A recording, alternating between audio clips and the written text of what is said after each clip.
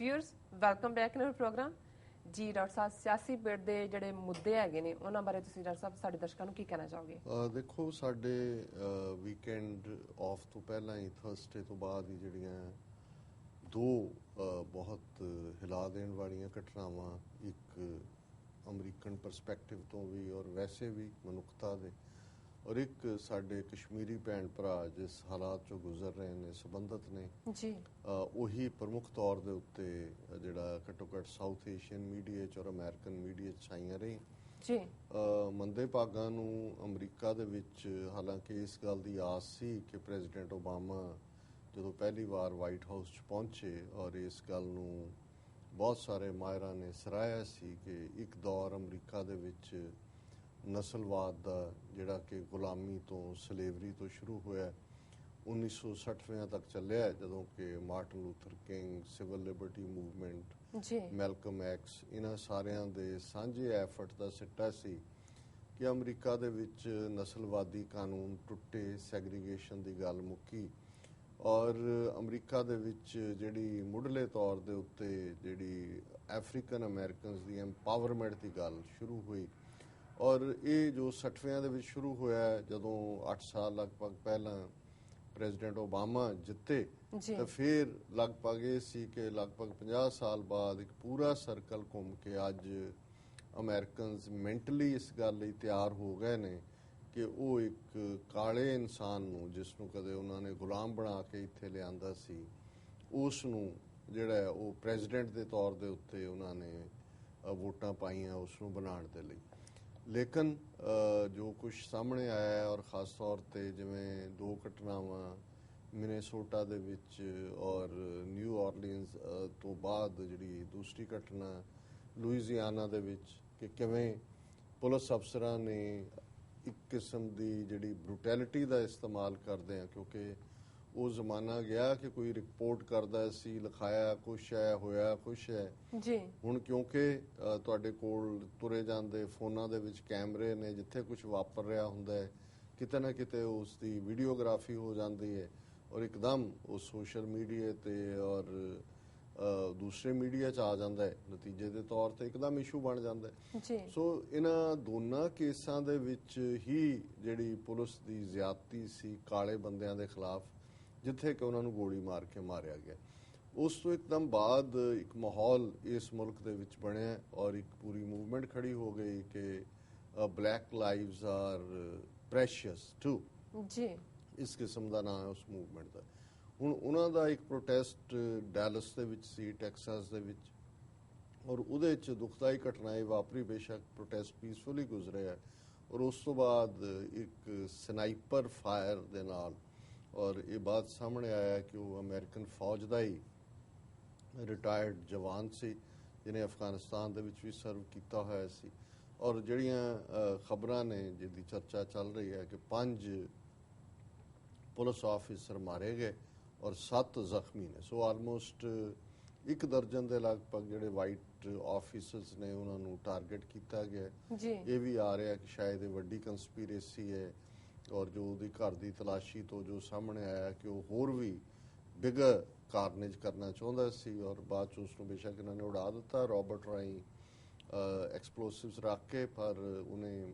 ਇਹ ਕਿਹਾ ਜਾਂਦਾ ਵੀ ਮਰਨ ਤੋਂ ਪਹਿਲਾਂ ਵੀ ਗਿਆ ਕਿ ਮੈਂ ਨਫ਼ਰਤ ਕਰਦਾ ਗੋਰੇ ਲੋਕਾਂ ਨੂੰ ਜੀ। ਹੁਣ ਅਜੇ ਪ੍ਰੋਟੈਸਟ ਦਾ ਸਿਲਸਿਲਾ ਜਾਰੀ ਹੈ, ਪਰ ਕੁੱਲ ਮਿਲਾ ਕੇ ਇਹ ਜੋ ਚੱਲ ਰਿਹਾ ਹੈ ਔਰ ਇਹਨੂੰ ਜੇ ਅਸੀਂ ਇਸ ਬੈਕਡ੍ਰੌਪ 'ਚ ਦੇਖੀਏ ਕਿ ਕਿਵੇਂ ਡੋਨਲਡ ਟਰੰਪ ਰਿਪਬਲਿਕਨ ਜਿਹੜਾ ਆਲਮੋਸਟ ਪ੍ਰੈਜ਼ੀਡੈਂਸ਼ੀਅਲ ਕੈਂਡੀਡੇਟ ਹੈ,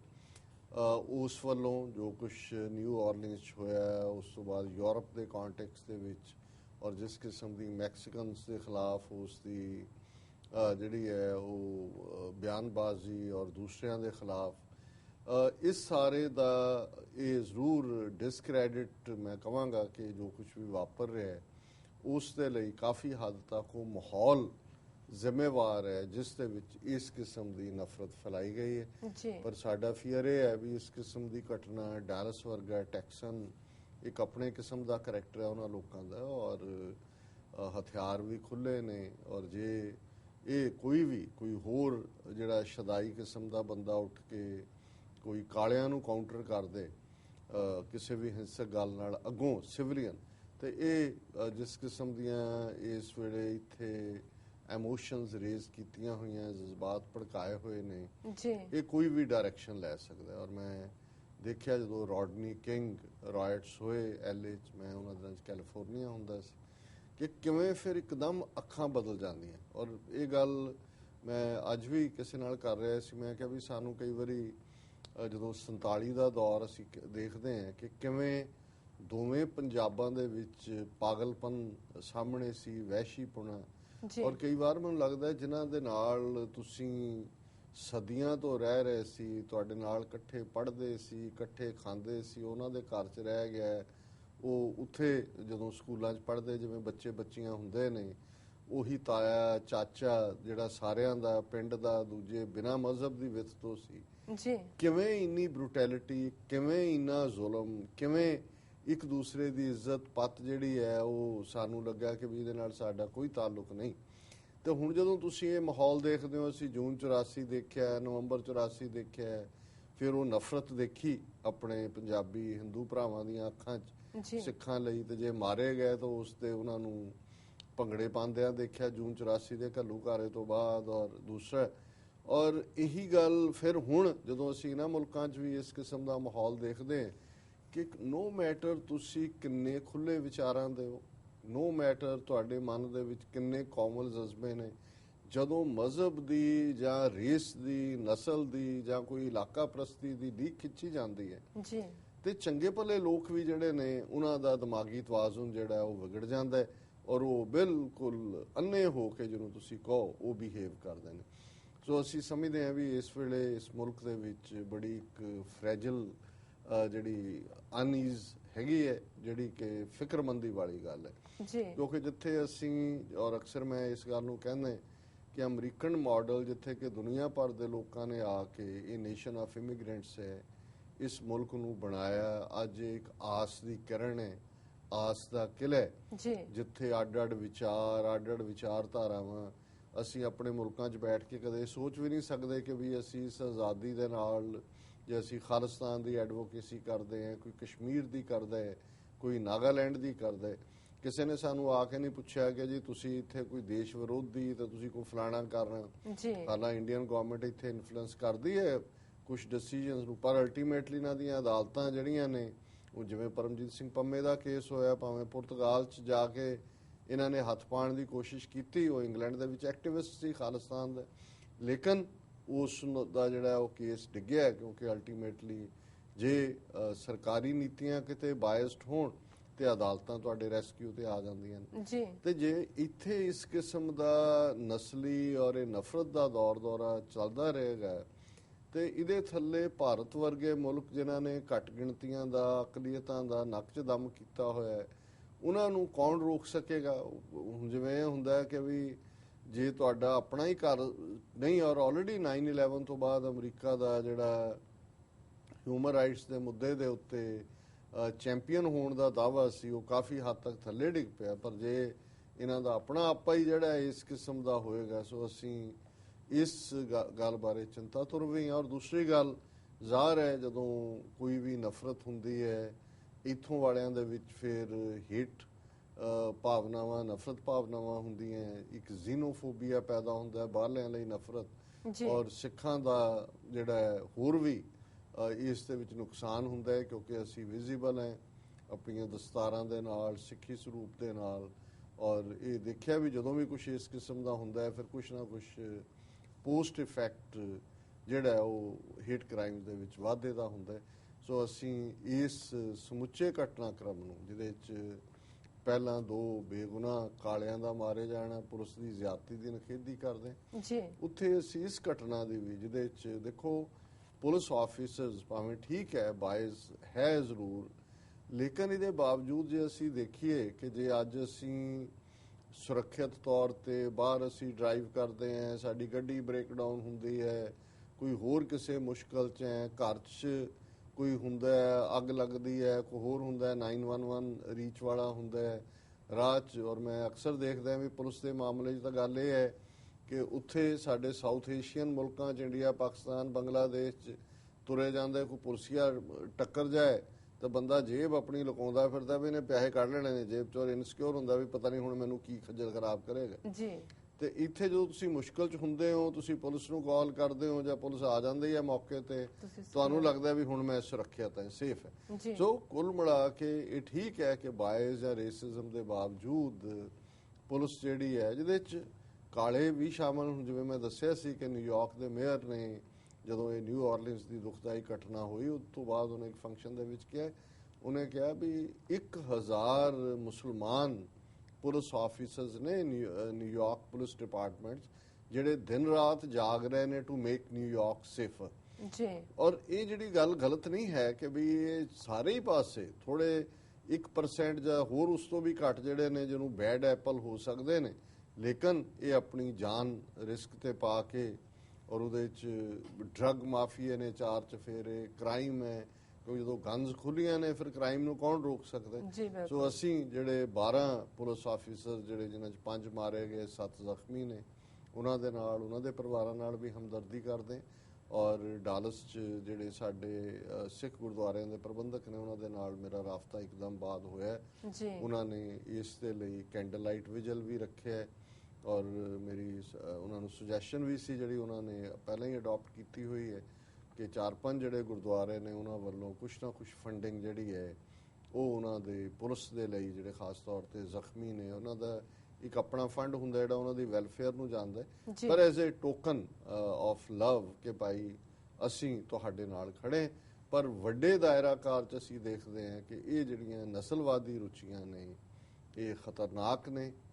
ਇਸ ਮੁਲਕ ਦੇ ਲਈ ਵੀ ਔਰ ਕੁੱਲ ਮਿਲਾ ਕੇ ਸਾਰੀ ਇਨਸਾਨੀਅਤ ਦੇ ਲਈ, ਕਿਉਂਕਿ ਜੇ ਇੱਥੇ ਇਸ ਕਿਸਮ ਦਾ ਮਾਹੌਲ ਬਣਿਆ ਗਿਆ ਸਿਰਜਿਆ ਰਿਹਾ ਜੋ ਚੱਲ ਰਿਹਾ ਤੇ ਫਿਰ ਸਾਊਥ ਏਸ਼ੀਅਨ ਜਾਂ ਅਫਰੀਕਾ ਜਾਂ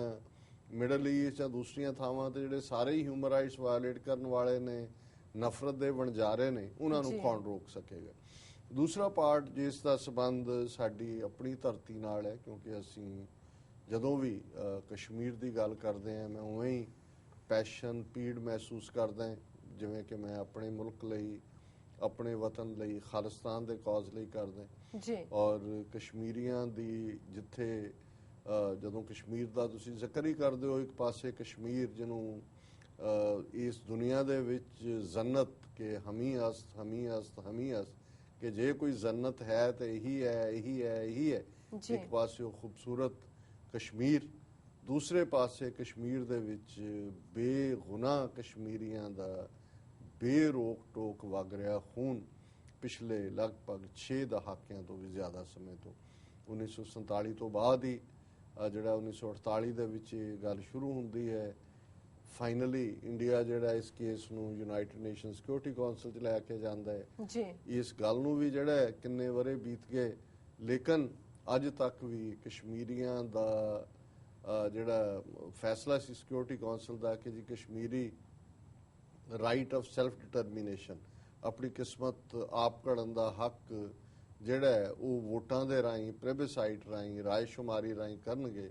ਉਹ 16-17 ਰੈਜ਼ੋਲੂਸ਼ਨ ਨੇ ਉਹ ਡਿਨਾਈ ਕੀਤਾ ਜਾਂਦਾ ਰਿਹਾ। ਫਿਰ ਅਸੀਂ ਦੇਖਦੇ ਹਾਂ ਕਿ 80ਵੀਂ ਦੀ ਸਿੱਖ ਸਟਰਗਲ ਤੋਂ ਬਾਅਦ ਕਸ਼ਮੀਰ ਦੇ ਵਿੱਚ ਹਥਿਆਰਬੰਦ ਸੰਘਰਸ਼ ਆਇਆ ਔਰ ਕਸ਼ਮੀਰੀ ਬੜੀ ਬਹਾਦਰੀ ਨਾਲ ਲੜੇ। ਇਹਦੇ 'ਚ ਕੋਈ ਸ਼ੱਕ ਨਹੀਂ ਹੈ ਕਿ ਉਹਨਾਂ ਨੇ ਇਹ ਧੋਣਾ ਧੋ ਦਿੱਤਾ, ਕਿਉਂਕਿ ਅਕਸਰ ਮੈਨੂੰ ਯਾਦ ਹੈ ਇੱਥੇ ਵੌਇਸ ਆਫ ਅਮਰੀਕਾ ਦੇ ਉਰਦੂ ਸਰਵਿਸ ਦੇ ਇੱਕ ਜਿਹੜੇ ਇੰਚਾਰਜ ਸੀ, ਉਹ ਗੱਲ ਚੱਲ ਰਹੀ ਸੀ 65-66 ਦੇ ਪੀਰੀਅਡ ਦੀ ਕਿ ਜੀ ਉੱਥੇ ਕੀ ਹੋਇਆ। ਹਾਲਾਂ ਪਾਕਿਸਤਾਨ ਨੇ ਉਦੋਂ ਜਿਹੜਾ ਇਹ ਕੋਸ਼ਿਸ਼ ਕੀਤੀ ਕਿ ਕਸ਼ਮੀਰ ਦੇ ਵਿੱਚ ਰਿਬੈਲੀਅਨ ਹੋਏ, ਲੇਕਿਨ ਉਹ ਚੱਲੀ ਨਹੀਂ ਗੱਲ। ਤੇ ਉਹਨਾਂ ਨੂੰ ਮੈਂ ਪੁੱਛਿਆ, ਸ਼ਾਇਦ ਅਕਮਲ ਅਲੀਮੀ ਉਹਨਾਂ ਦਾ ਨਾਂ ਸੀ, ਕਿ ਕੀ ਹੋਇਆ। ਕਹਿਣ ਲੱਗੇ ਜੀ ਇਹ ਗੱਲ ਉਦੋਂ ਆਮ ਮਸ਼ਹੂਰ ਸੀ, ਕਹਿੰਦੇ ਮੈਂ ਕੋਈ ਕਿਸੇ ਫਿਰਕੇ ਕਿਸੇ ਇਲਾਕੇ ਦੇ ਲੋਕਾਂ ਬਾਰੇ ਗੱਲ ਨਹੀਂ ਕਹਿਣਾ ਚਾਹੁੰਦਾ, ਪਰ ਜਿਹੜੀ ਆਮ ਪੱਤਰਕਾਰੀ ਹਲਕਿਆਂ 'ਚ ਰਹੀ ਕਿ ਭਾਵੇਂ ਹਥਿਆਰ ਵਗੈਰਾ ਕਸ਼ਮੀਰ 'ਚ ਭੇਜੇ ਗਏ, ਪਰ ਉਹਨਾਂ ਨੇ ਇਹ ਕਿਹਾ ਕਿ ਵੀ ਚਲਾਣੇ ਕਿਨੇ ਸੀ। ਤੇ ਜਦੋਂ ਉਹਨਾਂ ਨੂੰ ਕਿਹਾ ਜਾਂਦਾ ਸੀ ਤਾਂ ਉਹ ਕਹਿੰਦਾ ਸੀ ਜੀ ਕੋਈ ਨਹੀਂ, ਧੁੱਪ ਆਸੀ ਤੇ ਧੁੱਪ ਗਰਮ ਕਰਸੀ ਬੰਦੂਕ ਕੀ ਤੇ ਆਪੇ ਹੀ ਠੁੱਸ ਹੋ ਜਾਸੀ, ਕਿ ਵੀ ਅਸੀਂ ਨਹੀਂ ਚਲਾਣੀ ਹੈ, ਧੁੱਪ ਨਾਲ ਭਾਵੇਂ ਠੁੱਸ ਹੋ ਜਾਏ। ਸੋ ਕਿੱਥੇ ਇਸ ਕਿਸਮ ਦਾ, ਔਰ ਇਹ ਕੋਈ ਬੜਾ ਨੈਗੇਟਿਵ ਕਾਮੈਂਟ ਹੈ। ਸੋ ਉਹਨਾਂ ਦੀ ਨੂੰ ਜਿਹੜਾ ਇਸ ਕਿਸਮ ਦਾ ਡਰਪੋਕ ਜਾਂ ਡਰਾਕਲ ਸਾਬਤ ਕੀਤਾ ਜਾਂਦਾ ਸੀ, ਲੇਕਿਨ ਜਿਸ ਬਹਾਦਰੀ ਦੇ ਨਾਲ ਕਸ਼ਮੀਰੀਆਂ ਨੇ ਫਿਰ ਇਸ ਸੰਘਰਸ਼ ਨੂੰ ਅੱਗੇ ਤੋਰਿਆ। ਹਾਲਾਂਕਿ ਬਹੁਤ ਵਾਰ ਇਹ ਕਿਹਾ ਗਿਆ ਜੀ ਉੱਥੋਂ ਆ ਗਏ ਮੁਜਾਹਿਦੀਨ, ਆ ਗਏ ਤਾਲਿਬਾਨ, ਆ ਗਏ ਫਲਾਣਾ ਢਿਮਕਾ ਆ ਗਿਆ, ਲੇਕਿਨ ਹਰ ਵਾਰੀ ਜਿਹੜੇ ਵੀ ਜਦੋਂ ਆਰਮਡ ਸਟਰਗਲ ਸ਼ੁਰੂ ਹੋਈ ਜਿਹੜੇ ਮਾਰੇ ਜਾਂਦੇ ਨੇ ਉਹ ਲੋਕਲ ਕਸ਼ਮੀਰੀ ਹੁੰਦੇ ਨੇ। ਔਰ ਇਸ 'ਚ ਕੋਈ ਸ਼ੱਕ ਨਹੀਂ ਹੈ ਕਿ ਅੱਜ ਜਿਹੜੀ ਔਰ ਪਿਛਲੇ ਕਈ ਸਾਲਾਂ ਤੋਂ ਜਿਹੜੀ ਕਸ਼ਮੀਰੀਆਂ ਦੀ ਸਟਰਗਲ ਹੈ ਆਜ਼ਾਦੀ ਦੀ, ਉਹ ਨਿਰੋਲ ਕਸ਼ਮੀਰੀ ਲੋਕਾਂ ਦੇ ਉੱਤੇ। ਔਰ ਪਾਕਿਸਤਾਨ ਦੀ ਠੀਕ ਹੈ ਡਿਪਲੋਮੈਟਿਕ ਸਪੋਰਟ, ਕਿਉਂਕਿ ਪਾਕਿਸਤਾਨ ਪਾਰਟੀ ਹੈ ਕਸ਼ਮੀਰ ਦੇ ਵਿੱਚ ਜੀ, ਜਿਹੜਾ ਰਾਏਸ਼ੁਮਾਰੀ ਦੀ ਗੱਲ ਹੈ ਕਿ ਬਈ ਉਹਨਾਂ ਨੇ ਇੰਡੀਆ ਨਾਲ ਜਾਣਾ ਜਾਂ ਪਾਕਿਸਤਾਨ ਨਾਲ ਜਾਣਾ। ਹਾਲਾਂ ਅੱਜ ਇੱਕ ਥਰਡ ਫੈਕਟਰ ਵੀ ਉੱਥੇ ਆ ਗਿਆ ਵੱਖਰਾ, ਜਿੱਥੇ ਕਸ਼ਮੀਰ ਕਸ਼ਮੀਰੀਆਂ ਲਈ ਇਹ ਨਾਰਾ ਹੈ। ਇਹ ਵੱਖਰੀ ਗੱਲ ਹੈ, ਅਸੀਂ ਇਸ ਦਾ ਕਦੇ ਹਿੱਸਾ ਨਹੀਂ ਬਣਦੇ ਵੀ ਇਹ ਕਸ਼ਮੀਰੀਆਂ ਨੇ ਡਿਸਾਈਡ ਕਰਨੇ ਕਿ ਉਹਨਾਂ ਨੇ ਕੀ ਕਰਨਾ, ਪਰ ਇਹਦੇ 'ਚ ਕੋਈ ਸ਼ੱਕ ਨਹੀਂ ਹੈ ਕਿ ਉਹਨਾਂ ਨੇ ਜਿੱਥੇ ਆਰਮਡ ਸਟਰਗਲ ਲੜੀ ਬੜੀ ਬਹਾਦਰੀ ਦੇ ਨਾਲ, ਉੱਥੇ ਜਦੋਂ ਉਹਨਾਂ ਨੇ ਮਿਡਲ ਈਸਟ ਦੀ ਤਰਜ਼ ਦੇ ਉੱਤੇ ਖਾਸ ਤੌਰ ਤੇ ਯਾਸਰ ਅਰਾਫਾਤ ਦੇ ਜ਼ਮਾਨੇ ਦੇ ਵਿੱਚ ਜਦੋਂ ਇੱਕ ਲਹਿਰ ਸ਼ੁਰੂ ਹੋਈ ਪੀਸਫੁਲੀ, ਬੱਚੇ ਜਿਹੜੇ ਨੇ ਉਹ ਬਾਹਰ ਨਿਕਲ ਕੇ ਪ੍ਰੋਟੈਸਟ ਕਰਦੇ ਸੀ। ਸੋ ਇਸ ਕਿਸਮ ਦੀ ਇੱਕ ਜਿਹੜੀ ਉਹਨਾਂ ਦੀ ਪ੍ਰੋਟੈਸਟ ਲਾਈਨ 2010 ਦੇ ਵਿੱਚ ਕਸ਼ਮੀਰ ਦੇ ਵਿੱਚ ਆਈ, ਜਿਹਦੇ ਵਿੱਚ ਸਕੂਲੀ ਬੱਚੇ, ਕਾਲਜਾਂ ਦੇ ਬੱਚੇ ਪੀਸਫੁਲ ਪ੍ਰੋਟੈਸਟ, ਉਹਨੂੰ ਕਈ ਸਟੋਨ ਥਰੋਇੰਗ ਵੀ ਕਹਿੰਦੇ ਸੀ ਜਾਂ ਕੁਝ ਹੋਰ ਵੀ, ਔਰ ਉਦੋਂ ਬੜੀ ਬਰੂਟੈਲਿਟੀ ਪੁਲਿਸ ਨੇ ਕੀਤੀ। ਔਰ ਉਸ ਸਾਰੇ ਸਾਲ ਦੇ ਵਿੱਚ 120 ਤੋਂ ਜ਼ਿਆਦਾ ਜਿਨ੍ਹਾਂ 'ਚ ਬਹੁਤ ਸਾਰੇ ਯੰਗਸਟਰ ਸਨ, ਨੌਜਵਾਨ ਔਰ ਬੱਚੇ, ਉਹ ਮਾਰੇ ਗਏ ਸੀ। ਲੇਕਿਨ ਕਸ਼ਮੀਰੀਆਂ ਨੇ ਦੱਸਿਆ ਕਿ ਵੀ ਜੇ ਉਹਨਾਂ ਨੇ ਹਥਿਆਰਬੰਦ ਸੰਘਰਸ਼ ਲੜਿਆ ਤੇ ਫਿਰ ਉਹ ਸ਼ਾਂਤਮਈ ਅੰਦਾਜ਼ ਦੇ ਵਿੱਚ ਵੀ ਜਿਹੜੇ ਆਪਣੀ ਆਜ਼ਾਦੀ ਦੀ ਲੜਾਈ ਲੜ ਰਹੇ ਨੇ। ਔਰ ਉਹਨਾਂ ਨੂੰ ਕੋਈ ਔਰ 7 ਲੱਖ ਦੇ ਕਰੀਬ ਭਾਰਤੀ ਫੌਜ ਕਸ਼ਮੀਰ ਵਾਦੀ 'ਚ, ਔਰ ਜਿਹੜੀ ਕਿਹਾ ਜਾਂਦਾ ਹੈ ਕਿ ਹਾਈਐਸਟ ਕੰਸੈਂਟਰੇਸ਼ਨ ਆਫ ਆਰਮੀ ਹੈ ਐਨੀਵੇਅਰ ਇਨ ਦਾ ਵਰਲਡ। ਸੋ ਹੁਣ ਜਿਹੜਾ ਘਟਨਾਕ੍ਰਮ ਪਿਛਲੇ 3-4 ਦਿਨ 'ਚ ਹੋਇਆ ਔਰ ਉਸ ਦੀ ਸ਼ੁਰੂਆਤ ਬਣੀ ਹਿਜ਼ਬੁਲ ਕਮਾਂਡਰ ਨੇ ਕੋਈ ਬੁਰਹਾਨ ਵਾਨੀ, ਉਹਨਾਂ ਦੀ ਕਿਸੇ ਮੁਕਾਬਲੇ ਦੇ ਵਿੱਚ ਮੌਤ ਹੋਈ। ਇਹ ਵੀ ਕਿਹਾ ਜਾਂਦਾ ਵੀ ਉਹਨਾਂ ਨੂੰ ਫੜ ਕੇ ਮਾਰਿਆ ਗਿਆ। ਔਰ ਹਾਲਾਂਕਿ ਜੇ ਉਹ ਇੱਕ ਮਿਲੀਟੈਂਟ ਫੈਕਸ਼ਨ ਨਾਲ ਸੰਬੰਧ ਸੀ, ਮਿਲੀਟੈਂਟ ਮੁਕਾਬਲੇ 'ਚ ਮਾਰਿਆ ਜਾਂਦਾ ਹੈ, ਉਹ ਇੱਕ ਆਪਣਾ ਉਸ ਦਾ ਇੱਕ ਪਾਰਟ ਹੁੰਦਾ ਹੈ। ਪਰ ਜਿਸ ਤਰੀਕੇ ਨਾਲ ਇੰਡੀਅਨ ਮੀਡੀਆ ਨੇ ਇਸ ਦੇ ਉੱਤੇ ਪੂਰੀ ਫਰੈਂਜ਼ੀ ਦਿਖਾਈ, ਔਰ ਇਹ ਗੱਲ ਮੈਂ ਨਹੀਂ ਕਹਿ ਰਿਹਾ, ਹੁਣ ਲੰਬਾ ਚੌੜਾ ਆਰਟੀਕਲ ਹੈ ਔਰ ਮੈਂ ਉਹਨੂੰ ਨਹੀਂ ਪੜ੍ਹ ਸਕਾਂਗਾ ਵਕਤ ਦੀ ਸੀਮਾ ਨੂੰ ਦੇਖਦੇ, ਪਰ ਉਸ ਦਾ ਹੈਡਲਾਈਨ ਇਹ ਹੈ ਕਸ਼ਮੀਰੀਜ਼ ਡਿਕਰਾਈ ਵਰਲਡਜ਼ ਸਾਇਲੈਂਸ ਓਵਰ ਕਿਲਿੰਗਸ। ਕਿ ਜੋ ਕੁਝ ਫਿਰ ਪੁਲਿਸ ਨੇ ਪਿਛਲੇ ਦਿਨਾਂ ਦੇ ਵਿੱਚ 3-4 ਦਿਨ ਦੇ ਵਿੱਚ ਪ੍ਰੋਟੈਸਟ ਦੇ ਉੱਤੇ, ਜਿਹੜੇ ਮੋਸਟਲੀ ਪੀਸਫੁਲ ਪ੍ਰੋਟੈਸਟ ਨੇ, ਭਾਵੇਂ ਥੋੜੇ ਭੜਕਾਟ ਵਾਲੇ ਨੇ, ਉਹਨਾਂ ਨੇ ਕੀਤਾ, ਗੋਲੀ ਚਲਾਈ। ਉਹਨਾਂ ਨੇ ਇਸ ਵੇਲੇ ਇੱਕ ਖਬਰ ਦੇ ਮੁਤਾਬਕ 130 ਤੋਂ ਜ਼ਿਆਦਾ 30+ ਜਿਹੜੇ ਨੇ, ਜਿਨ੍ਹਾਂ 'ਚ ਬਹੁਤੇ ਯੰਗਸਟਰਸ ਨੇ, ਮਾਰੇ ਗਏ ਨੇ ਔਰ 300 ਤੋਂ ਜ਼ਿਆਦਾ ਜਿਹੜੇ ਨੇ ਉਹ ਜ਼ਖਮੀ ਨੇ। ਔਰ ਇਹ ਜਿਹੜੀ ਮੈਂ ਖਬਰ ਹੈ ਕਿ ਉਹਦੇ 'ਚ ਉਹਨਾਂ ਨੇ ਕਿਹਾ ਕਿ activist lament lack of condemnation from India and international powers for violence that killed at least 30 people. ਹੁਣ ਕਸ਼ਮੀਰੀ ਪੁੱਛਦੇ ਨੇ, ਔਰ ਉਹਨਾਂ ਦੇ ਵਿੱਚ ਮੀਰ ਵਾਇਜ਼ ਉਮਰ ਫਾਰੂਕ ਨੇ, ਦੂਸਰੇ ਨੇ, ਕਿ ਜਿਹੜੇ ਨੀ ਜਰਕ ਰਿਐਕਸ਼ਨ ਕਰਦੇ ਨੇ, ਕਿਤੇ ਕੁਝ ਹੁੰਦਾ ਇੰਟਰਨੈਸ਼ਨਲ ਕਮਿਊਨਿਟੀ ਜਾਂ ਦੂਜੇ ਹਾਲਾਂ 2-3 ਹਿਊਮਨ ਰਾਈਟਸ ਆਰਗੇਨਾਈਜੇਸ਼ਨ ਨੇ ਕੰਡੈਮ ਕੀਤੇ, ਪਰ ਪੋਲੀਟੀਕਲੀ ਖਾਸ ਤੌਰ ਤੇ ਜਦੋਂ ਅਸੀਂ ਅਮਰੀਕਨ ਜਾਂ ਯੂਰਪੀਅਨ ਕੰਟੈਕਸਟ ਦੇਖਦੇ ਹਾਂ ਤੇ ਇਹਨਾਂ ਦਾ ਬਣਦਾ ਹੈ ਕਿ ਭਾਈ ਇਹ ਰਿਸਟੇਨ ਕਰਨ ਕਿ ਵੀ ਤੁਸੀਂ ਤੁਹਾਡੀ ਫੌਜ ਲਾਈਵ ਐਮਨੀਸ਼ਨ ਦੇ ਨਾਲ, ਔਰ ਮੈਂ ਡਾਕਟਰਾਂ ਦੀ ਰਿਪੋਰਟ ਦੇਖ ਰਿਹਾ ਸੀ ਕਿ ਜਿਹੜੇ ਮਰੇ ਨੇ ਔਰ ਜਿਹੜੇ ਜ਼ਖਮੀ ਨੇ, ਕਿਸੇ ਦੇ ਵੀ ਜਿਹੜੀ ਹੈ ਗੋਲੀ ਉਹ ਥੱਲੇ ਲੱਤਾਂ 'ਚ ਨਹੀਂ ਲੱਗੀ ਹੋਈ, ਸਭ ਦੀ ਛਾਤੀਆਂ 'ਚ ਹੈ। ਸੋ ਜ਼ਾਹਰ ਹੈ ਕਿ ਉੱਥੋਂ ਦੇ ਕੰਟੈਕਸਟ ਜਿਹੜੀ ਫਾਇਰਿੰਗ ਦਾ ਪਾਰਟ ਹੁੰਦਾ ਹੈ, ਜਿਹੜੀ ਟ੍ਰੇਨਿੰਗ ਹੈ, ਪਹਿਲਾਂ ਤੁਸੀਂ ਹਵਾ 'ਚ ਗੋਲੀਆਂ ਚਲਾਉਂਦੇ ਹੋ, ਫਿਰ ਤੁਸੀਂ ਜੇ ਬਹੁਤ ਇਨ ਡੇਂਜਰ ਹੈ ਤੁਹਾਡੀਆਂ ਸਿਕਿਉਰਿਟੀ ਦਸਤੇ, ਤੇ ਫਿਰ ਉਹ ਪੈਰਾਂ ਵੱਲ ਫਾਇਰ ਕਰਦੇ ਨੇ, ਫਿਰ ਵਿਚਕਾਰ ਕਰਦੇ ਨੇ। ਸੋ ਡਾਇਰੈਕਟ ਫਾਇਰ ਤੱਕ ਪਹੁੰਚਦੇ ਤਾਂ ਭੀੜ ਹੀ ਦੌੜ ਜਾਂਦੀ ਹੈ ਜਦੋਂ ਗੋਲੀਆਂ ਦੀ ਬਾਛੜ ਆਉਂਦੀ ਹੈ। ਲੇਕਿਨ ਜਿੰਨੇ ਮਰੇ ਨੇ ਔਰ ਜਿੰਨੇ ਜ਼ਖਮੀ ਨੇ, ਉਹਨਾਂ ਸਾਰਿਆਂ ਦੀਆਂ ਛਾਤੀਆਂ ਦੇ ਵਿੱਚ ਗੋਲੀਆਂ ਲੱਗੀਆਂ ਹੋਈਆਂ। ਸੋ ਜ਼ਾਹਰ ਹੈ ਕਿ ਵੀ ਇਹ ਇਹਨੂੰ ਕਹਿੰਦੇ ਨੇ ਇੰਟੈਂਟ ਟੂ ਕਿਲ, ਕਿ ਜਿਹੜੀ ਉਹਨਾਂ ਦੀ ਜਿਹੜੀ ਗੋਲੀ ਚਲਾਉਣ ਦਾ ਮਕਸਦ ਹੀ ਜਿਹੜਾ ਉਹਨਾਂ ਨੂੰ ਮਾਰਨਾ। ਸੋ ਅਸੀਂ ਇਸ ਔਰ ਡਰਾਮੇਬਾਜ਼ੀ ਕੀਤੀ ਜਾ ਰਹੀ। ਰਾਜਨਾਥ ਸਿੰਘ ਨੇ ਸੋਨੀਆ ਗਾਂਧੀ ਨੂੰ ਕਾਲ ਕੀਤਾ, ਦੂਜੇ ਨੂੰ ਕੀਤਾ, ਪਾਕਿਸਤਾਨ ਵੱਲੋਂ ਵੀ। ਮੈਨੂੰ ਕਈ ਵਾਰੀ ਹੈਰਾਨੀ ਹੁੰਦੀ ਹੈ ਵੀ ਕਸ਼ਮੀਰੀਆਂ ਦਾ ਕੇਸ ਐਟ ਸਟੇਕ ਹੈ, ਉਹਨਾਂ ਦਾ ਬਿਲਕੁਲ UN ਚਾਰਟਰ ਦੇ ਥੱਲੇ UN ਸਿਕਿਉਰਿਟੀ ਕਾਉਂਸਲ ਰੈਜ਼ੋਲੂਸ਼ਨ ਨੇ, ਪਰ ਪਾਕਿਸਤਾਨ ਨੇ ਵੀ ਇਸ ਮਾਮਲੇ 'ਚ ਜਿਹੜਾ ਹੈ ਉਹ ਲੇਟ, ਹਾਲਾਂਕਿ ਕਿਹਾ ਗਿਆ ਕਿ ਜੀ ਨਵਾਜ਼ ਸ਼ਰੀਫ ਜਿਹੜੇ ਨੇ ਉਹਨਾਂ ਦੀ ਓਪਨ ਹਾਰਟ ਸਰਜਰੀ ਹੋਈ ਹੈ, ਇੰਗਲੈਂਡ ਤੋਂ ਆਏ, ਆਉਂਦਿਆਂ ਫਿਰ ਬਿਆਨ ਆਇਆ, ਪਰ ਉਹ ਬਿਆਨ ਐਂ ਹੀ ਲੱਗਦਾ ਸੀ ਕਿ ਜਿਵੇਂ ਗੋਂਗਲੂਆਂ ਤੋਂ ਮਿੱਟੀ ਲਾਉਣ ਵਾਲੇ। ਪਰ ਜਦੋਂ ਹੁਣ ਕਸ਼ਮੀਰੀ ਖਲੋ ਗਏ ਨੇ ਔਰ 4 ਚਫੇਰੇ ਦੇ ਬਾਵਜੂਦ ਅੱਜ 4 ਦਿਨ ਨੇ 5-6 ਜ਼ਿਲ੍ਹਿਆਂ ਦੇ ਵਿੱਚ ਕਰਫਿਊ ਲੱਗਾ ਹੋਇਆ ਹੈ ਔਰ ਲੋਕਾਂ ਦਾ ਗੁੱਸਾ ਠੰਡਾ ਹੋਣ ਦਾ ਨਾਂ ਨਹੀਂ ਲੈ ਰਿਹਾ। ਔਰ ਹੁਣ ਪਾਕਿਸਤਾਨ ਨੇ ਅੱਜ ਇੰਡੀਅਨ ਹਾਈ ਕਮਿਸ਼ਨ ਨੂੰ ਤਲਬ ਕਰਕੇ ਇਸਲਾਮਾਬਾਦ ਦੇ ਵਿੱਚ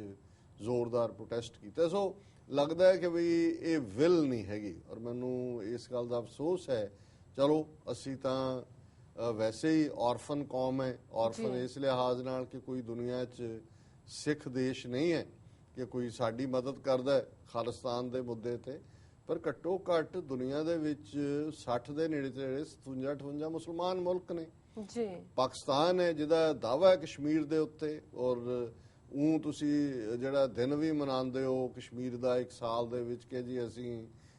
ਜਿਹੜਾ ਹੈ ਉਹ ਕਸ਼ਮੀਰ ਆਜ਼ਾਦ ਕਰਵਾਉਣਾ, ਤੇ ਅੱਜ ਜਦੋਂ ਕਸ਼ਮੀਰੀ ਬੱਚੇ, ਔਰਤਾਂ, ਮੈਂ ਕਈ ਉਹਨਾਂ ਦੀਆਂ ਪ੍ਰੋਟੈਸਟ ਪਿਕਚਰਸ ਦੇਖੀਆਂ, ਔਰ ਇਹ ਜਦੋਂ ਵਿਮਨ ਖਾਸ ਤੌਰ ਤੇ ਮੁਸਲਮਾਨਾਂ 'ਚ ਔਰ ਸਿੱਖਾਂ 'ਚ ਸੜਕਾਂ ਤੇ ਨਿਕਲ ਆਉਣ, ਬਾਹਰ ਆ ਜਾਣ, ਤਾਂ ਫਿਰ ਕਿਉਂਕਿ ਸਾਡਾ ਇੱਕ ਕਿਸਮ ਦਾ ਆਪਣੇ ਕਿਸਮ ਦਾ ਅਸੀਂ ਆਨਰ ਸਮਝਦੇ ਹਾਂ ਜੀ, ਅਸੀਂ ਜਾਤੀ 'ਚ ਗੋਲੀ ਖਾਵਾਂਗੇ, ਅਸੀਂ ਜਿਹੜਾ ਔਰਤਾਂ ਨੂੰ ਨਹੀਂ ਜਿਹੜਾ ਅਜੇ ਦੇਣਾ ਚੈਲੰਜ, ਔਰ ਉਤੋਂ ਅੰਦਾਜ਼ਾ ਲਾ ਲਓ ਵੀ ਰੋਹ ਦਾ ਲੈਵਲ ਕੀ ਹੈ। ਪਰ ਪਾਕਿਸਤਾਨ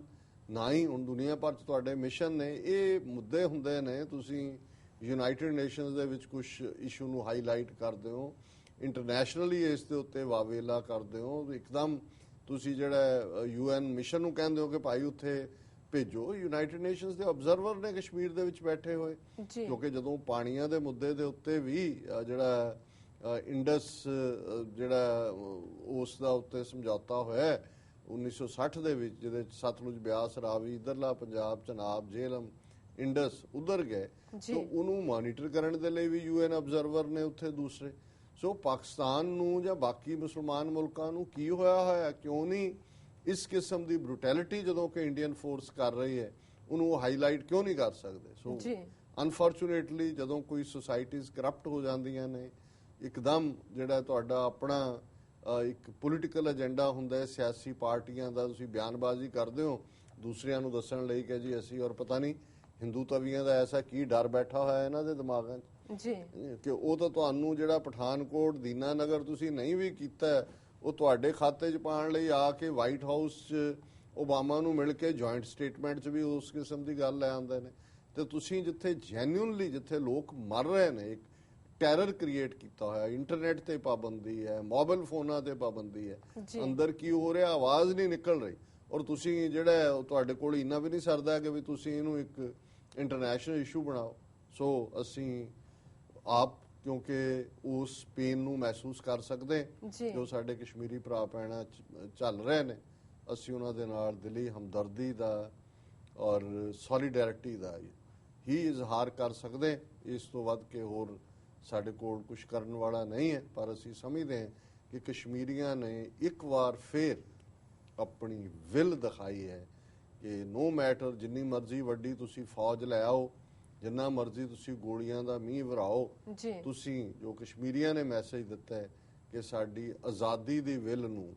ਜਿਹੜਾ ਹੈ ਉਹ ਤੁਸੀਂ ਤੋੜ ਨਹੀਂ ਸਕਦੇ। ਔਰ ਜਿਹੜਾ ਬੁਰਹਾਨ ਵਾਨੀ ਦਾ ਜ਼ਿਕਰ ਹੈ, ਅਕਸਰ ਪਤਾ ਨਹੀਂ ਕਿੰਨੇ ਕੋਈ ਐਕਸ਼ਨ ਕੀਤੇ ਨੇ ਜਾਂ ਨਹੀਂ ਕੀਤੇ, ਪਰ ਇਹਦੇ 'ਚ ਇੱਕ ਗੱਲ ਸਾਰੇ ਮੀਡੀਆ ਨੇ ਕਹੀ ਹੈ ਕਿ ਉਹ ਕਸ਼ਮੀਰ ਘਾਟੀ 'ਚ ਔਰ ਦੂਸਰਾ ਜਿਹੜਾ ਮਿਲੀਟੈਂਸੀ ਦਾ ਪੋਸਟਰ ਬॉय ਸੀ, ਉਹ ਫੇਸ 4 'ਚ ਫੇਰੇ ਸੀ। ਮੈਂ ਵੀ ਪਿਕਚਰ ਦੇਖੀ ਹੈ, ਬੜਾ ਹੈਂਡਸਮ ਯੰਗ ਮੈਨ, ਪੂਰਾ ਹਥਿਆਰਾਂ ਨਾਲ ਲੈਸ। ਸੋ ਕਈ ਵਾਰੀ ਪੋਸਟਰ ਬॉय ਹੁੰਦੇ ਨੇ, ਲੇਕਿਨ ਇੱਕ ਗੱਲ ਇਹਦੇ ਤੋਂ ਜ਼ਾਹਰ ਹੈ ਕਿ ਜਿਨ੍ਹਾਂ ਨੂੰ ਹਕੂਮਤਾਂ